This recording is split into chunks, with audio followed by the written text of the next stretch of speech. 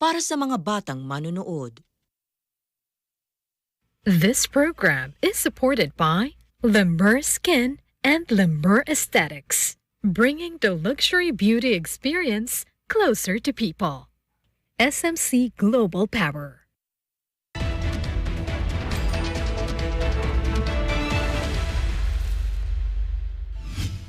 Welcome to Open for Business. Now at the CEO Summit 2022, mapapanood nyo rin ang programang OFB sa Facebook at YouTube.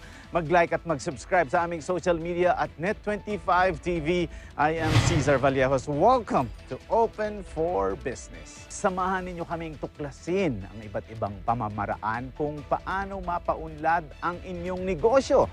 Aalamin din natin mula sa mga eksperto ang mga pangunahing trends at stratehiya kung paano natin mapapanatiling ang inyong negosyo, maliit man o malaki, ay maging laging open for business. The pandemic has accelerated digital uptake across the globe, including the Philippines. Katunayan yan ang paglobo ng bilang ng Pinoy netizens sa 73 million nitong 2020 mula sa 23 million noong 2010, ayon sa isang ulat ng World Bank. Recognizing the need to develop our country's digital economy, the government laid out the National ICT Ecosystem Framework. It has also encouraged Filipino businesses to invest in digital solutions to help boost the economy. It is said that about 5 trillion pesos in annual economic value for the Philippines could be created through digital transformation. However, as the crisis-stricken world transitions, business leaders are now faced with threats of digital disruption. What choices could be made? What strategies should be implemented? How will CEOs reimagine their leadership in the digital age? Join us today at the CEO Summit 2022 as we feature remarkable executives and get inspired by their unique experiences and ideas on how businesses can manage the next normal and adapt to the fourth industrial revolution. All these in this episode of Open for Business.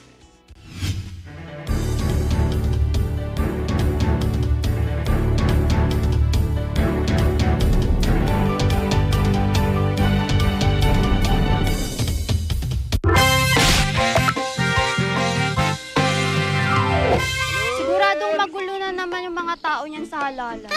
Naku, ang problema ko nga, paano kaya kami boboto ng tatay kong senior na? Ako, buntis pa. Pwede pa kaya kami?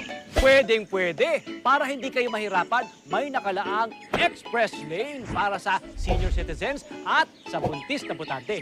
May express lane ba sa mga senior citizen? Express lane para sa mga buntis na tulad ko? Oo, merong express lane. Mas mahalagang magtanong muna bago pumila kung saan-saan. Wow, thank you Dahil dyan pabili nga ng balot mo. Ay, rin. Oh, sige po, siyempre. Pero, buntis at senior citizens po muna. Sige po. Meron po tayo rito balot. Para sa karagdagang kaalaman, makipag-ugnayan lang sa pinakamalapit na barangay o bisitahin ang COMELEC website. A public service message of Net25 for Mata ng Halalan 2022. Matatag, matapang, matapat. In cooperation with Gapan Drug.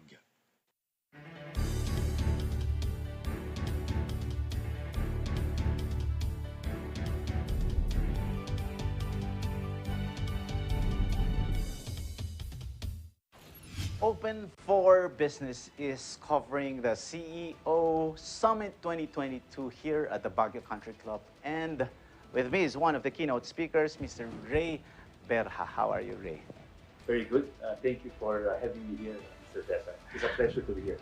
I was watching your talk earlier, and it is one of the key takeaways. You discussed key relevant issues. That's what MSMEs, CEOs would want to hear. And it's very interesting because first, with AirAsia, for the past 2 years, you were heavily affected by the lockdowns, and now you are also into this super app. So, in a nutshell, what is your outlook in both the airline and the app industries? I think heavily is kind of understated in terms of the impact to the industry. But you know, we are thankful for our partners who has really helped us go through the pandemic, and our people who are always there, going through the motion of the pandemic and that kind of optimism that it will soon get better. The beauty now of these past days is now it's more brighter in terms of you can now see the light at the end of the tunnel, right? Unlike before that it's kind of bleak. Yes, But we're now- blind. Right now, you see now the easing of restrictions of travel, and also you see now more activities driven by, of course, by the local government. No? And what we see actually for the travel industry is hopefully by Q3 of this year, maybe late Q3, we'll be hopefully getting back to our pre-pandemic level in terms of capacity, in terms of number of frequency that we fly our aircraft.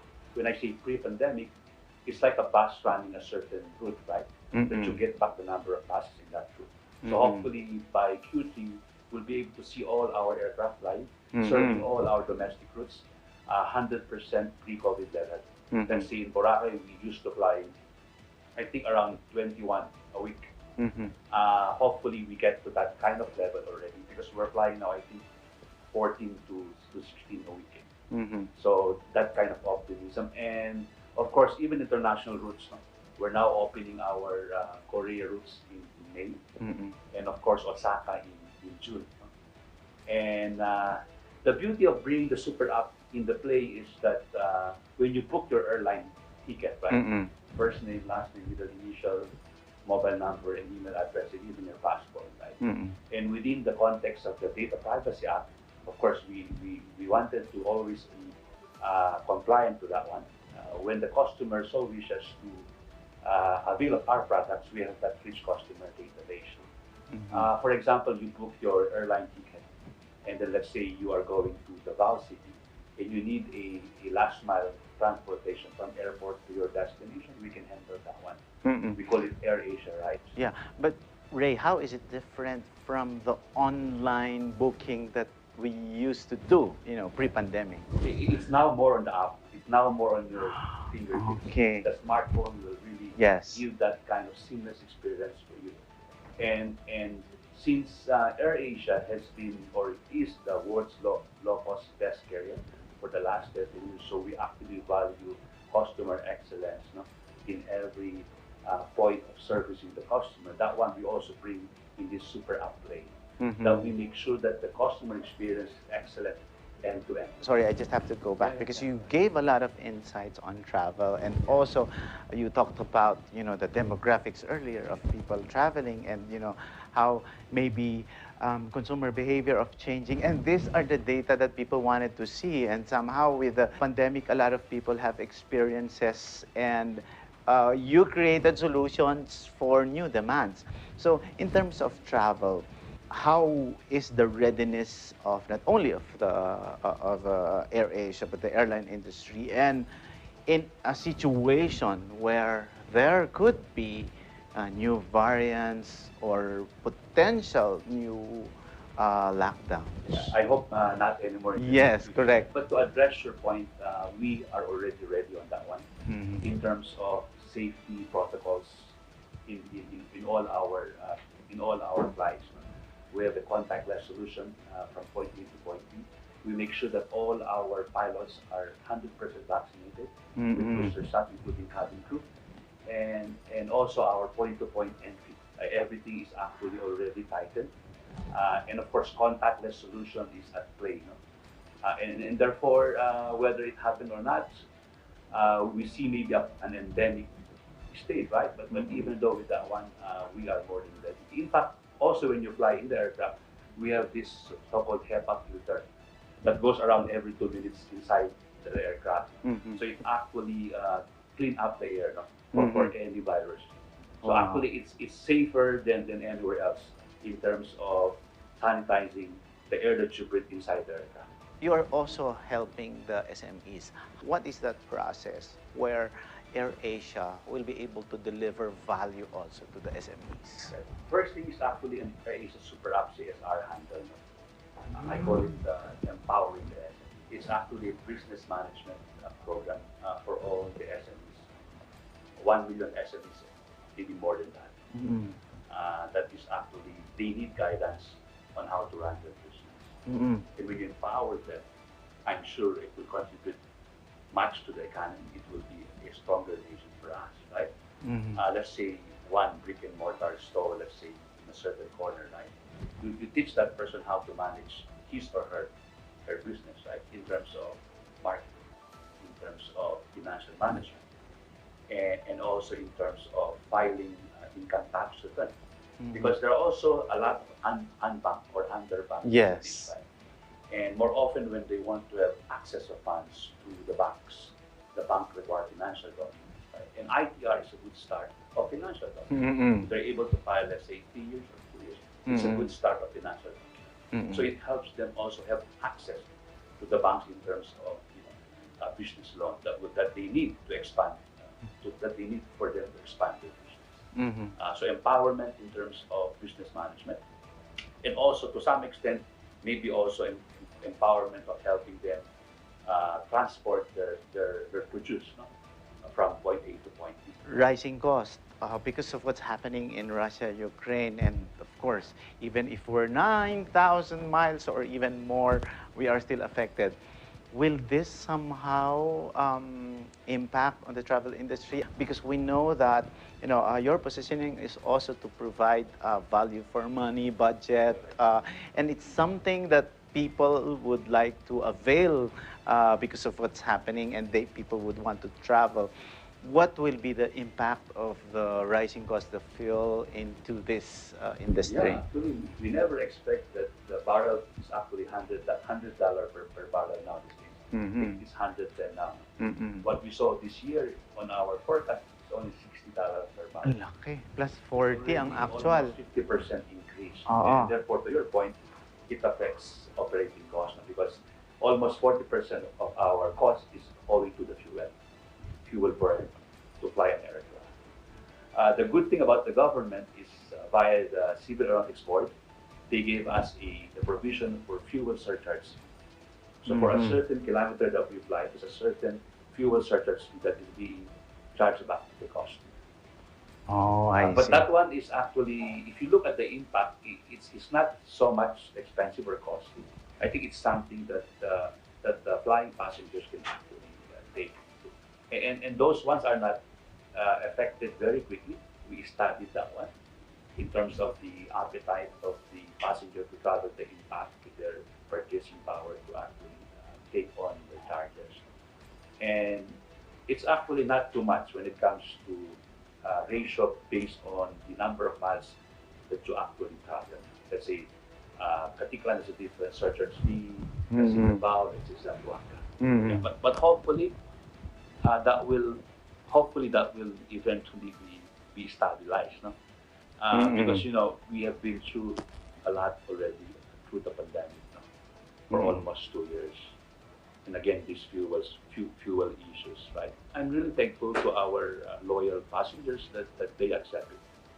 Rather than you hear complaint, they understand the situation. And people would like to travel. And AirAsia is one of the great brands that we wanted to really know more about. And as you always have been saying in your speech, and now it's the experience, and we hope to experience that with AirAsia. We will continue our discussions with the CEOs and thought leaders here at the CEO Summit 2022.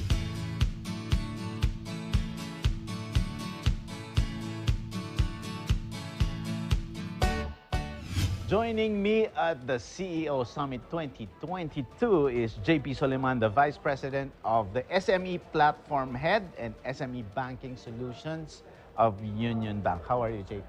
Good, excited. Baguio again, finally, after 3 years, back in Baguio. It's exciting, really, JP, because this is like your show, and I see that Union Bank is very active both in digital and in supporting SMEs.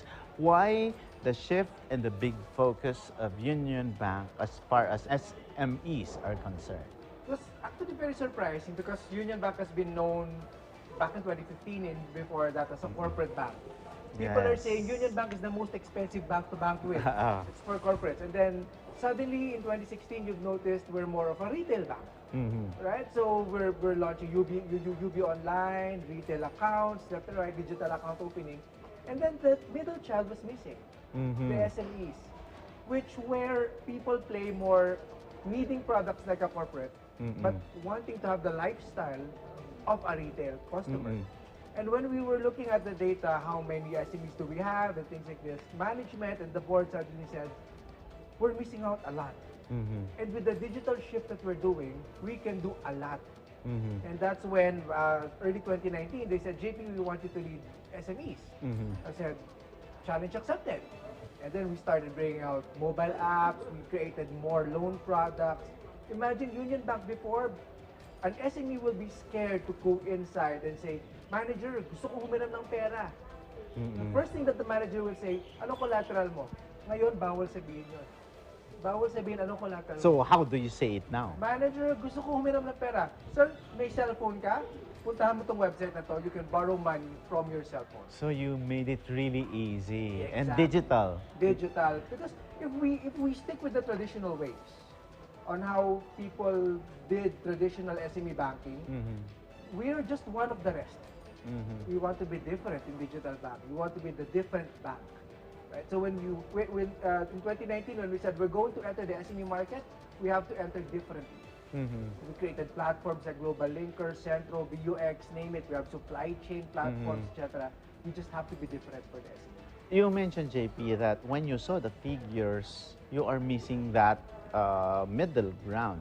What were the figures that you've seen? Because of course we know that 99% of the Philippine economy is from. Is that also what you have seen? And are there other numbers or figures that you think that needed to be developed? Are there, based on the figure that you have, konti lang yung may kakayahan na umutang, ang daming collateral and all that? I'm not going to give you the exact numbers. Okay, yes. In terms Okay. of percentages, we're seeing a market share back then of even less than 2% for the bank from deposit generation and loans.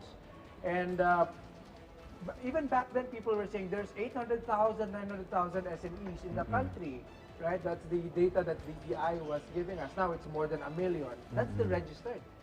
You look at the market, you will see 13 to 15 million of the informal MSMEs, the micros, the real micros. And they're also very important to the economy because they might stay micro today, but if you nudge them and you help them properly, they will become the small and the medium of the future. Then So finally register their businesses. Exactly. We're also helping them to learn about registration. What's the benefit of registering your business? We have tie-ups with the government to help them register, tie-ups with accounting firms that can do registration for the businesses. All those things, we educate and everything that. So we really bring them to the next level of their business.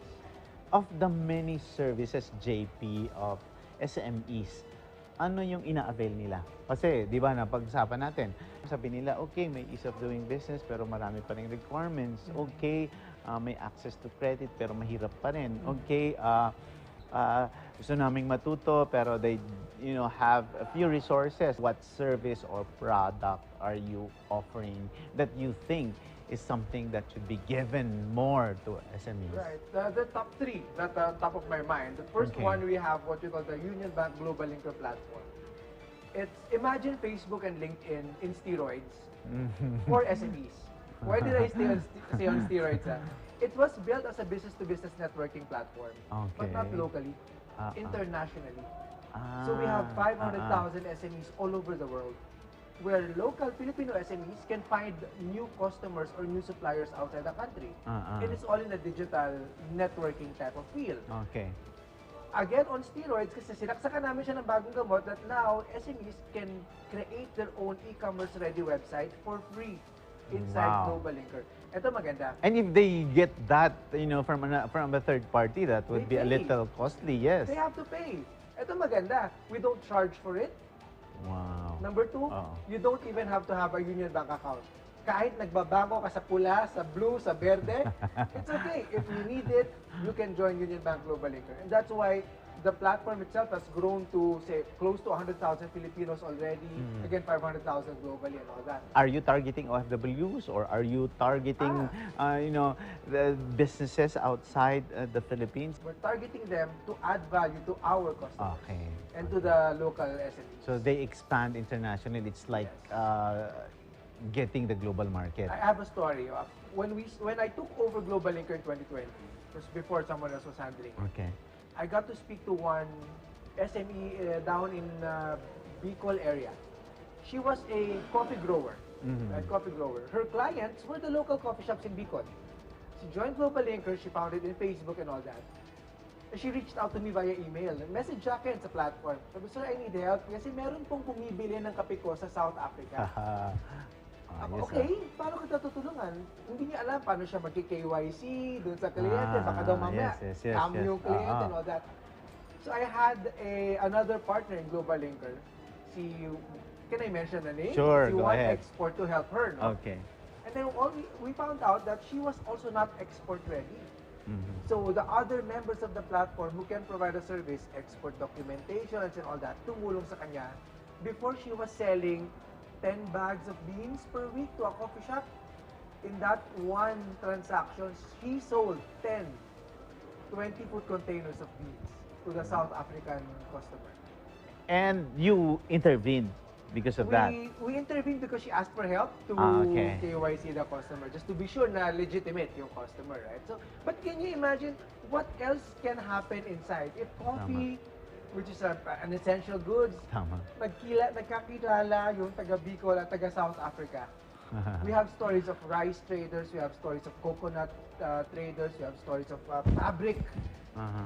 Nagkakaroon ng cross-border transactions na inside the platform. What was driving this? Is this, of course, the online growth or other things? Because everything is really now online. And because people are so used to Facebook, they want all experiences to be like Facebook. Maybe for our audiences, can you share your tips to small businesses, SMEs, and what are your expectations here at the CEO Summit? Well, I'll answer first the expectations for the summit. I'm very excited for this. First, I'd really love to also learn from the other speakers. What are the new trends coming? Alam mo naman, minsan pag bankero, tinatawag nila, lagi ka na nakaupo sa likod ng lamesa. Pero ako hindi, I really love going out and understanding the market. My tip for the SMEs is never be afraid to try out new technology. That's number one. Yes. Number two, never think that technology is expensive. There will always be the right technology for you. Kasi akala na tao mahal, kasi sa utak nila, yung napaka-granding technology na hinahanap nila. But in reality, they only need one part of it. So it can be cheap. And others have already developed that. All you have to do is tap that technology. Scan the market. That's the most. Scan the market. Don't be afraid to use it. Because the more you use it, the more you get used to it, and the more you will find value to the technology that you're using. Joining us at the studio soon will be JP Suleiman, Vice President, SME Platform Head of the SME Banking Solutions of Union Bank. To talk about the Open for Business amid global disruption post-pandemic, give it up for the Director of Sales and Marketing, Net25, Mr. Caesar Vallejos.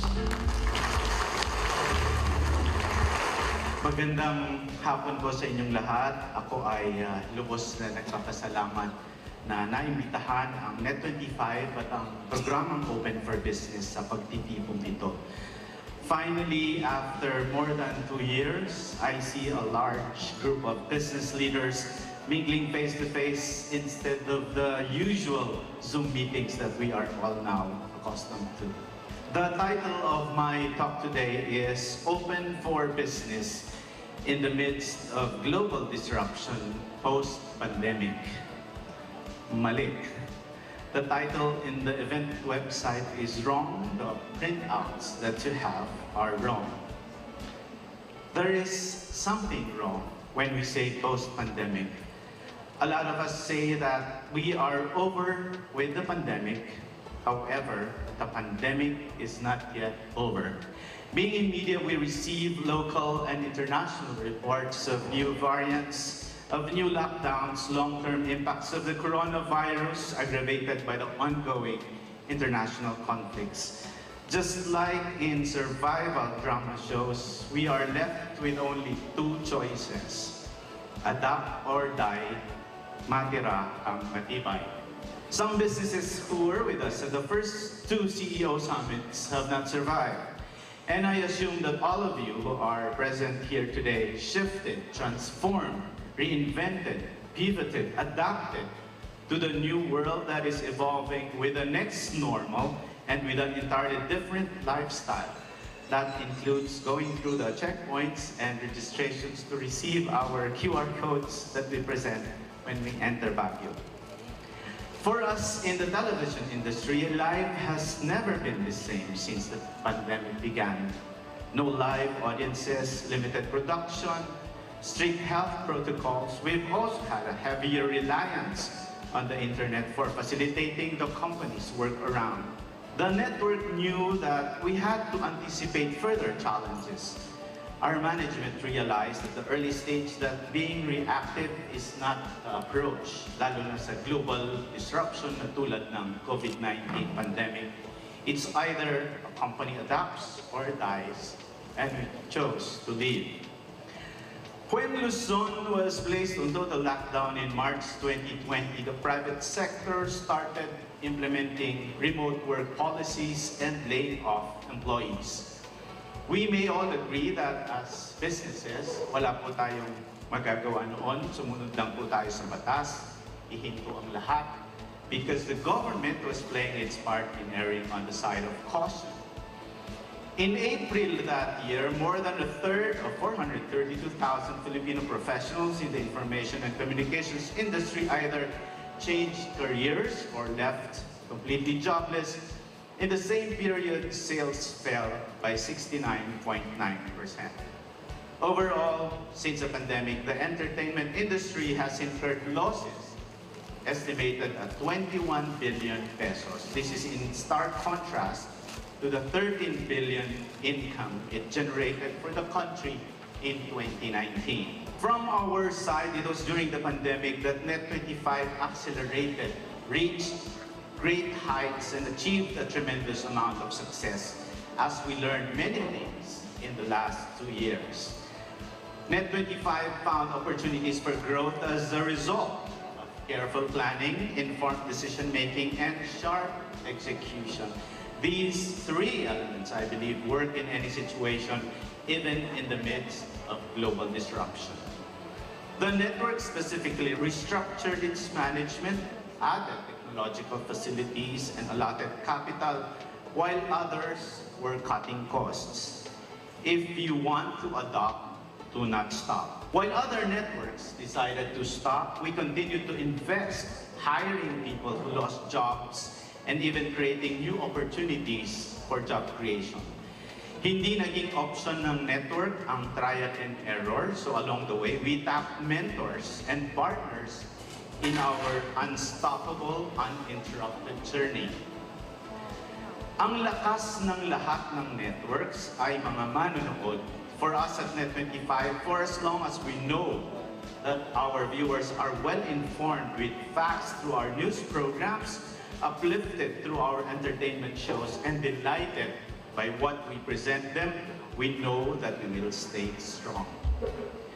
The audience's continuing trust is a result of the network's integrity, as at this time, when fake news and media distrust prevails, Net25 has stayed true to the people. It has been adhering to its moral and ethical values that contribute to decades of nation building. Moreover, Net25 continues to impart family values, time-honored universal values through its commercial programs. We were able to produce comedy shows like Quezon City with the Sons of the King of Comedy, Funniest Snack-Up Ball, videos, Kesaya Saya, and just recently, Oh No, It's B.O. or Biro Only of Joey De Leon without the green or offensive jokes. Having launched more than 25 shows and projects in a span of 2 years, Net25 continuously provides media career opportunities for our fellow Filipinos and quality programming for the whole family. For instance, it shares timely updates on Mata ng Agila Prime Time with veteran broadcast journalists Alex Santos, Vic De Leon Lima, and Emma Tiglao, and daily inspiration on Kada Umaga with Pia Guanyo and Tony Petgaba. Some of its shows, such as Lingap Stories and Unlad Kaagapay sa Hanap Buhay, have even directly addressed people's needs during the pandemic. We also launched Bida Kayo Kay Aga, Tara Game Agad-Agad, and Responde. Out of altruism, we have offered not only to the general public, but also to struggling startups, small businesses, and aspiring entrepreneurs through information sharing and collaboration. That's where the Net25 program, Open for Business, comes in. One of the agenda in this summit is transformative leadership. I believe in the need for such. That is why throughout the pandemic, Open for Business stayed committed to helping out businesses, especially the MSMEs, by keeping them informed and updated about industry solutions, trends, and tips from the bosses themselves. I see familiar faces who have shared their insights in Open for Business to adapt to the new normal. RJ Ledesma, David Alperol, of course, our Angelo Valdez, and a lot more. Yes, we never stopped. We taped episodes inside the studio and even covered special events, all for the purpose of facilitating a connection between resilient businesses and those that are still trying to figure things out in these difficult times. During the lockdowns, we produced episodes via Zoom.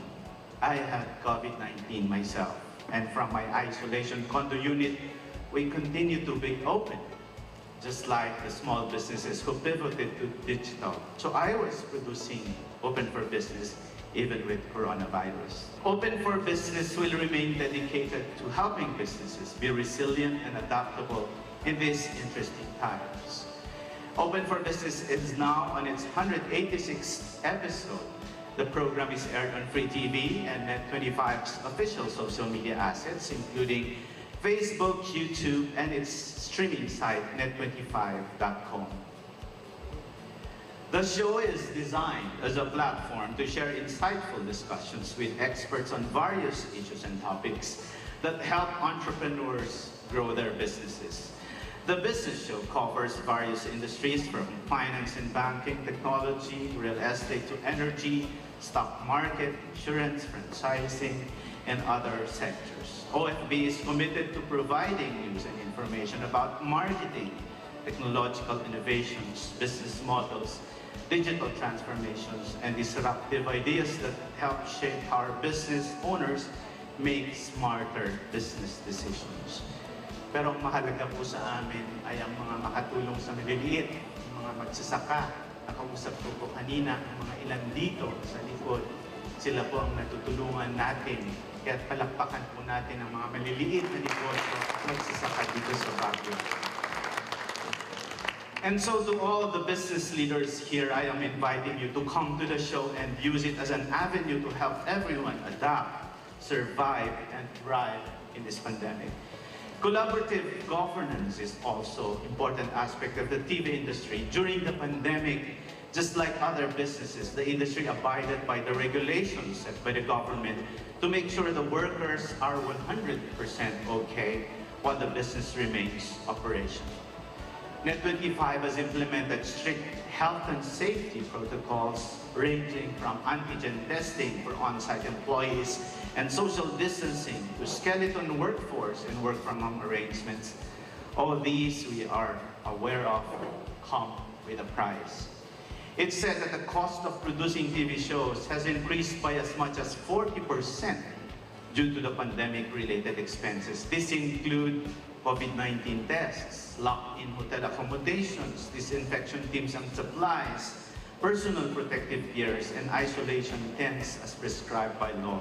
Nonetheless, Net25's management has been adaptable to such protocols, prioritizing the safety and health of its production crew while delivering quality programs non-stop.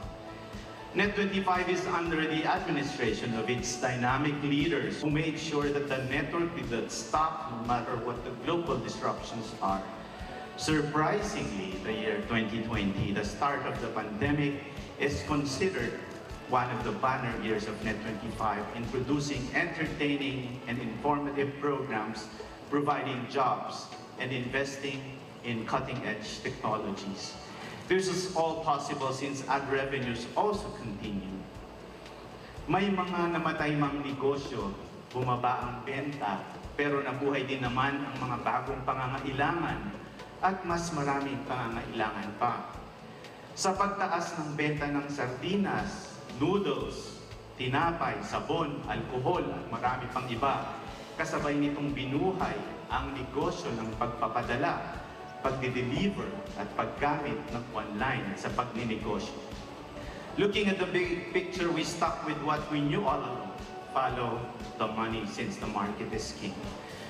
Additionally, the network maintains a strong partnership with different government agencies in ensuring that Filipinos are aware of what's happening in the Philippines and beyond. Our station can reach audiences in Luzon, Visayas, and Mindanao, as well as OFWs through broadcasting and live streaming. Aside from having local reporters and contributors, we also tap into our extensive network of international correspondents, 1,500 as of today, to ensure the round-the-clock coverage of significant events abroad and extend our global reach. We have also recently upgraded our transmitters, both digital and analog, 10,000 kilowatts and 30,000 kilowatts respectively, are now operational. And soon we will have relay stations in the Philippines' key cities. To better serve and be closer to our audiences, we are preparing to open Net25 offices in Cebu and Davao, at syempre sa Baguio. And finally, the future of smart cities. The network supports a data-driven approach to running the business. We believe that this is an important factor in shaping the future of smart cities. We have also partnered with smart venues like the Philippine Arena at the Ciudad de Victoria. It has provided us with all the elements of a smart city: connectivity, world-class technologies, quarantine facilities, and accommodations. Protecting our talents and production staff, the Philippine Arena has helped us produce segments and TV shows that safely isolated our crew from COVID-19 exposure. In recent years, a great number of people have switched to streaming platforms, but for us Pinoys, the use of free TV and cable TV will always be there. This brought about notable challenges in audience engagement, shorter attention spans, and more varied and specific interests. That is why Net25 started posting short clips and teasers on social media to capture viewers' attention and connect with them to the main show. We came up with these solutions through a data-driven approach. This takes into consideration the use of metrics to track our progress, analyze results, and commence planning. Net25 has also engaged with audiences not only through its social media pages, but through its main website as well, net25.com. This was evident in its New Year Countdown special program, where thousands of viewers participated in the show's promotional activity by signing up to the website. Looking at the big picture, we are positive that productive collaboration, such as the CEO Summit, can deliver an efficient future for smart cities.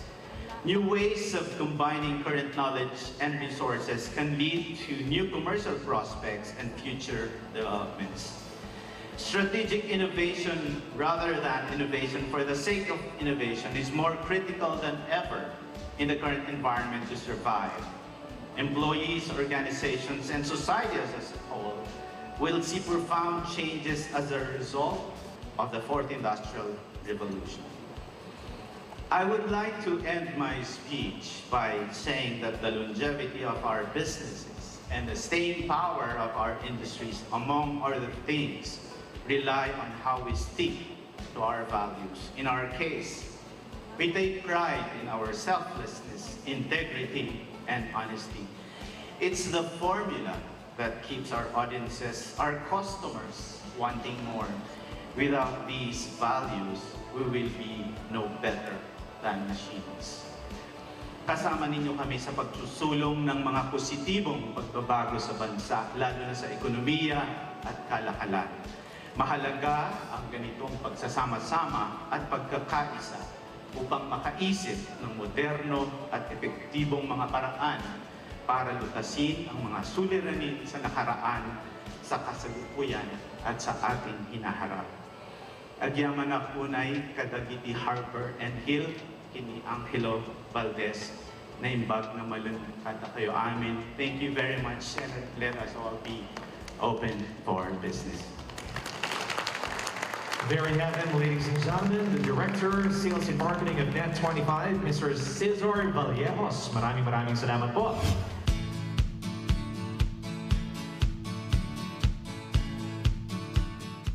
We are still here at the CEO Summit 2022, and with us is Ivy De Borja, VP for People and Culture of Acquire BPO. At the BPO sector, I think that is one of the industries that was uninterrupted, and people needed you, and people were calling, people were online. How do you describe what happened in the BPO industry during the pandemic period? I think we could call that the most difficult so far. It really tested the resilience of the people behind the industry.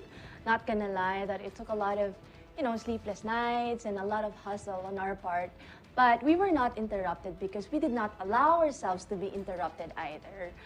I tell you na talaga when the announcement happened, we were in a call with the CEO and owner of the company, and we were all just really brainstorming what to do overnight so that we continue to operate. And we never closed doors. Some of our competitions did, but us, no, we were just there, and we needed to make sure that our people would get to work if they want to. What now is the outlook with the BPO sector? I also know that it gives a lot of revenues for the Philippines, aside from our remittances, and then we have now the BPO sector. That's ang tawag nga nila noon, sunshine industry, di ba? Pero after that, talagang hindi na siya sunshine noon kasi kumbaga it's now fully grown sector with the industry organizations being there, giving a solid punch in terms of the delivery of revenues for the country. Yeah.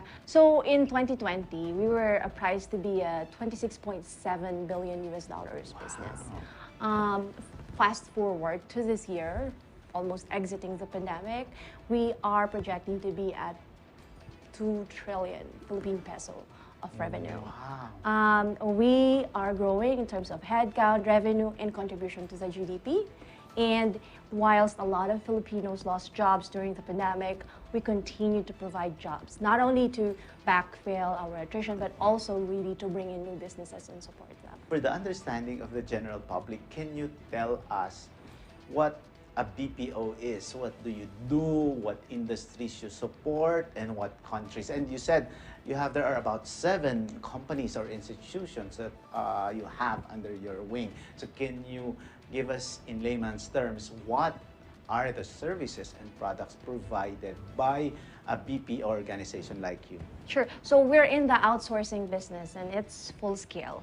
So it could be from customer service to technical support to knowledge functions such as systems developer, graphic artists, the things that are normally done from the back end are the things that we in the outsourcing industry are really great at for, a considerably competitive price. In your case, is there a hybrid work arrangement now that's being done? And we know that with the BPO sector dati, di ba parang you provide them resources, di ba, in their home so that they don't have to leave. So is this the trend that you see what's going to be happening in the next coming months? And pababalikin nyo na ba sila mula sa kanilang mga bahay? Or is there a schedule now that you tell them to do? I was saying earlier that the industry is going crazy right now because most of us actually really have been thriving while we were working from home. However, there is a law that we need to follow, that we need to comply with, which is that for most of us that are registered under PESA, right, we need to be in the office. But I think our resilience has already been tested enough to show that whatever it takes to make it and to thrive through this, ever-changing market, we will be there. The future of work for our industry is hybrid because we service a wide range of clients from different industries, and some industries very strict with data privacy, with information security, which you can never get in a home setting, right? There's just no way the banks and the insurance would trust that kind of setup. However, if this is customer service, if this is healthcare, and you have employees representing your brand in healthcare, you'd want to be an advocate for, work-life balance, health, and all that. Therefore, for them, hybrid or work from home is probably the best way to go. So it really depends on what the clients want and their appetite for risk. Yes, and that's because of security issues. Yes. Okay. And then we can just profile our candidates, our new hires, and put them where, it could be a win-win situation. You said we're head-to-head with India. Yeah. What is it that Filipinos have?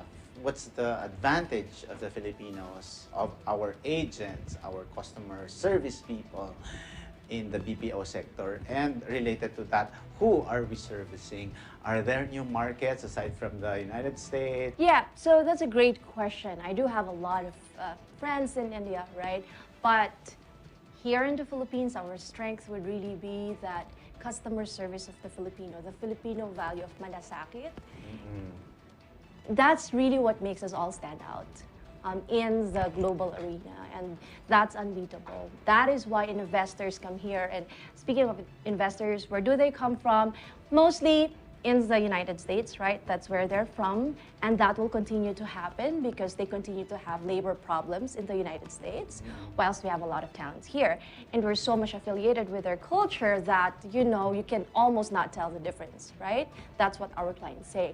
We have also huge clientele in Australia, and of course in Europe. Is there a specific training for Filipinos who serve different cultures and different lifestyles? So, a lot of people would tell you it's the language training, right? While we do have that to a certain extent, I think it's really cultural immersion. When I joined this company, which is primarily owned by Australians, the brand is owned by Australians, I flew to Australia. And I was willing to actually invest in that trip, because I haven't even started with a company yet, but I wanted to know the culture. And it's really how one becomes successful, right? If you can blend in and talk as if, you're just at the same level, you can call them by their first name, you can actually laugh at their jokes and make your own too, and make them laugh as well. So I think really it's more about the cultural jive that we need to learn, and language follows after. And they're very, very straightforward. Very. Pero di ba yun nga kung straightforward sila, Australians, ano yung pagkakaiba natin? Di ba tayo, gumagamit pa tayo ng parang magagalang na pananalita, or parang, for us Filipinos, ay parang hindi maganda. But sa kanila, it's ugly. Yung ganyan. Yes. So conceptually, we should be able to have this notion of style stepping.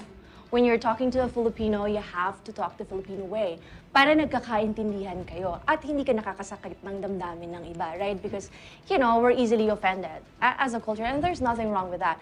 But when we speak with Australians, transparency is key. You just really need to be straightforward, right? Just say, I'm not all right, mate. Just point blank, because that's when you'll have a good, productive relationship with them, when you're just transparent and you just call it out as it is. What percentage is Australia in you? None. In my blood, none. But I'm 100% Aussie when I speak with my clients and with, of course, the people at the corporate. Okay, for my final question, how do you feel that finally we have the CEO Summit and it gives opportunities for people, CEOs, thought leaders to mingle and discuss, the problems that happened and discuss what they say as the next normal and how to adapt in this new environment. This feels like the exit gate. finally, it feels like, okay, this is probably going to be the normal. I was chatting with John earlier, and we were saying, you know, what if there's another variant? What if, you know, there's another probably alert level?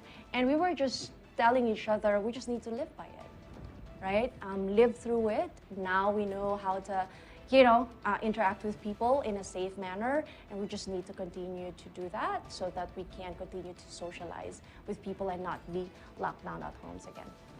Wow, this has been a beautiful afternoon with this discussion with Ivy de Borja, Vice President for People and Culture of Acquire BPO, open for business. We'll be back. Stay tuned.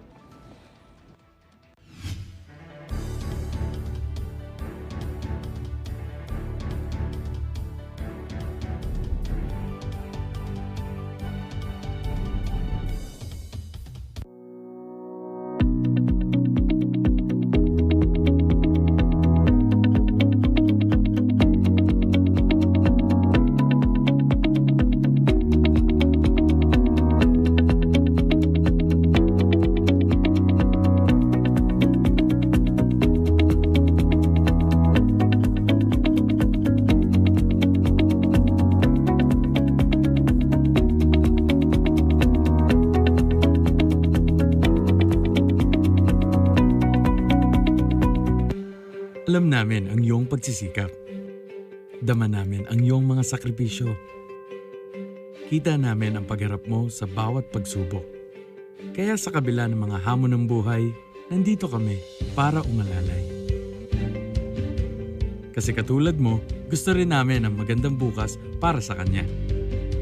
Hatid namin ang dekalidad na edukasyon at makabagong pasilidad sa abot kayang halaga. Kaya huwag ka na mangamba. Sasamahan ka namin tuparin ang mga pangarap niya.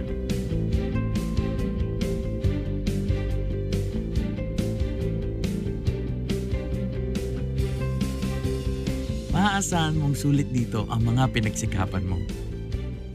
Sa aming mga makabagong pasilidad at sistema ng edukasyon. Mailalabas natin ang aking talino at mga kakayahan niya. Kahit sa munting halaga, makakasiguro ka na makakasabay siya sa mabilis na pag-ikot ng mundo. Sa New Era, karamay mo kami sa bawat hamon. Kaagapay mo kami sa bawat hakbang. Kasama mo kami sa bawat ngiti at tagumpay.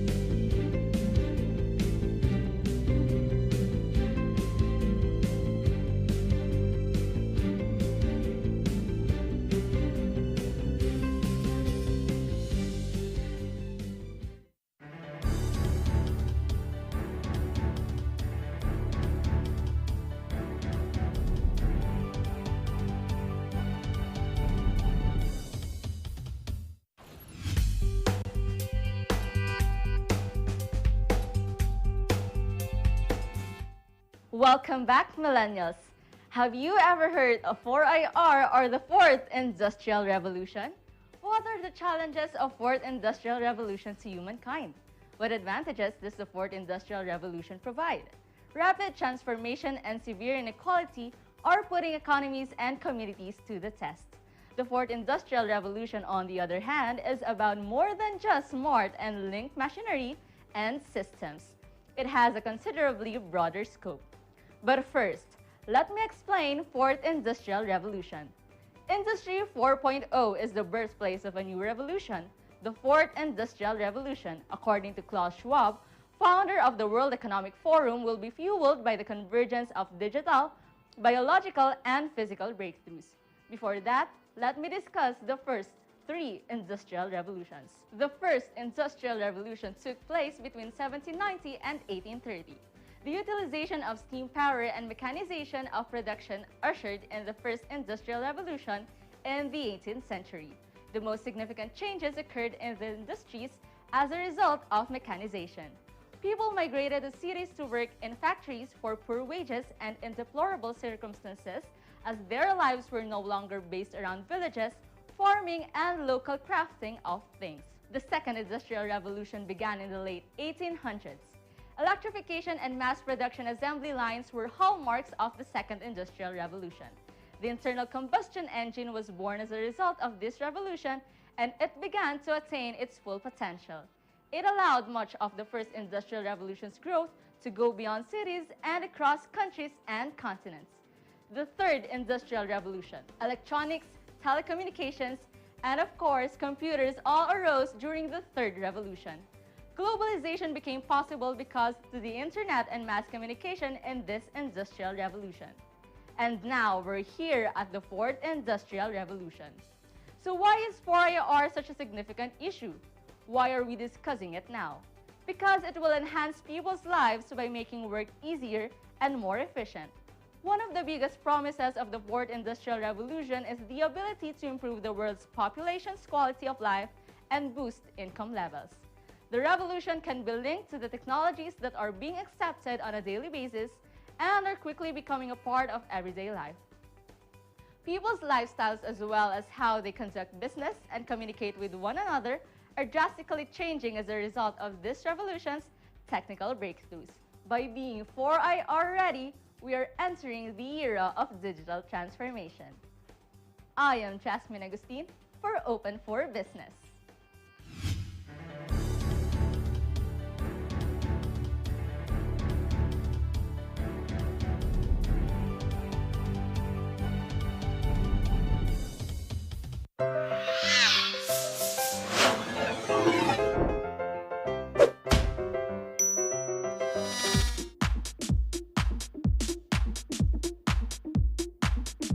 Mr. Bawal, ang galing mo namang sumayaw. Pwedeng pa-copy ng dance steps mo? Oo naman, Mr. Pwede.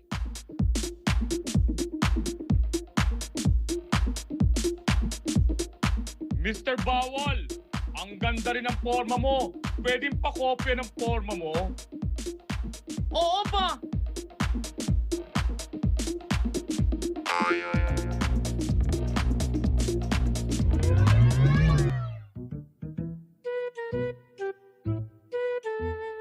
Mr. Bawal, pakopya naman sagot mo. Yan ang hindi pwede. Ang pagsilip sa sagot ng iba, lalong-lalo na sa butuan. Oy, bawal yan! Ayon sa Omnibus Election Code, ang pagtatangkang silipin at alamin ang boto ng iba ay isang election offense. Mr. Pwede? Please report to the principal's office. Ako si Mr. Bawal, nagpapaalala sa inyo na ang pagsilip sa boto ng ibang botante. Oy, bawal yan!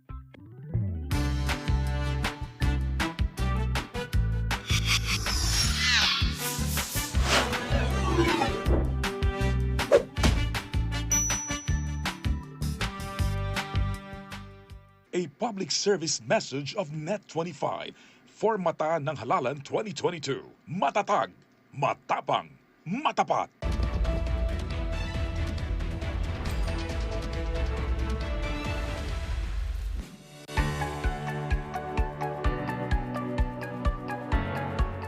Open for Business is back, and our biz word of the week is transformational leadership. A transformational leader goes beyond managing day-to-day operations and crafts strategies for taking his company, department, or work team to the next level of performance and success.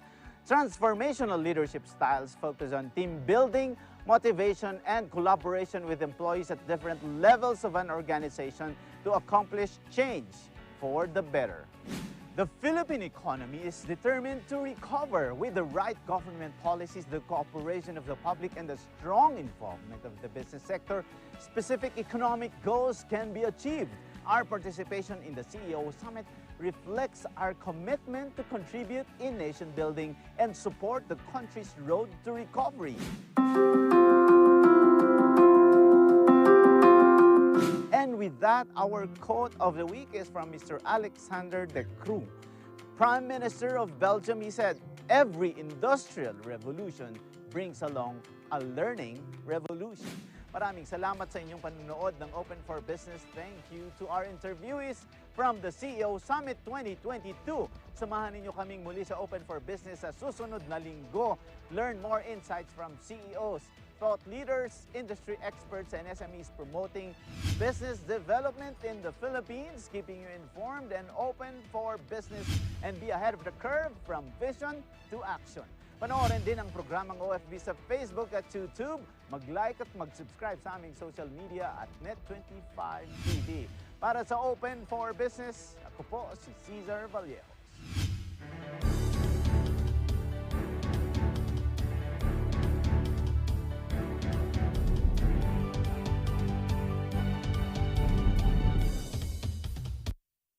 This program is supported by Limber Skin and Limber Aesthetics, bringing the luxury beauty experience closer to people. SMC Global Power.